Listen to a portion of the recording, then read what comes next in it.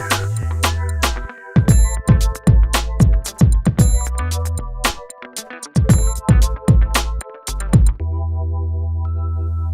I'm Annette Radvansky. I'm the author of What's Your Formula?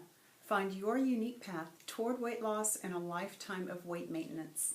And today in this short video, I'm going to share with you 4 common problems of overeaters and the solutions and successes you will need in order to lose the weight and maintain it for the rest of your life. So are you ready for the 4 successes? Here we go.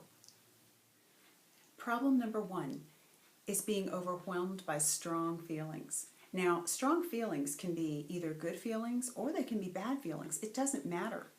It's the strong feelings that made a lot of us overeat in the first place.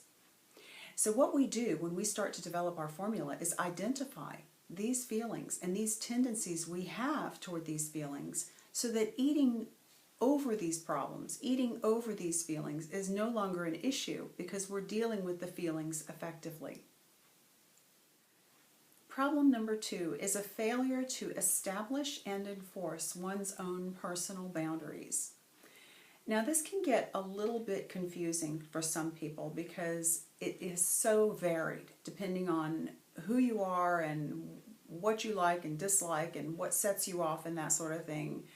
So let's just suffice it to say that I will be giving you tools that will help you to figure out what your boundaries should be.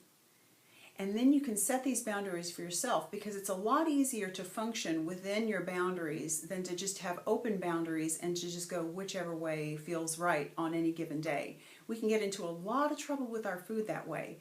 So when you learn to set your boundaries, it makes things a lot more simple and a lot easier to succeed with your weight loss goals. The last 2 successes you will need in permanent weight loss, I'm going to take together, because they seem to be a little bit contradictory. But I'm going to explain why they're not. So the first one is isolation from others. Now, we all know that a lot of us, when we overeat or still overeat, we do it in isolation because we're shameful of it. We know that it's not good for us, we are embarrassed about it, and we just don't want anybody to know about it. So that's a big reason why many of us do and did eat in isolation. The second success, and this is the contradiction that you might see, is the need to rejuvenate, our personal need to rejuvenate. Now, when you think of rejuvenation, what do you think of?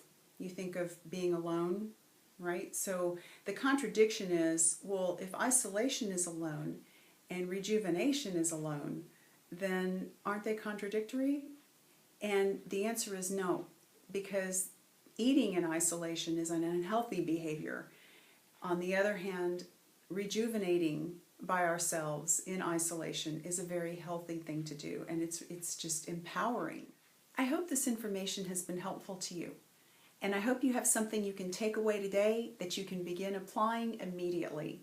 In the meantime, my book can be located on Amazon Kindle under the 5 words, What's Your Formula? Weight Loss. Just those 5 words and you can find it. All right, you all have a great day and I'll talk to you next time.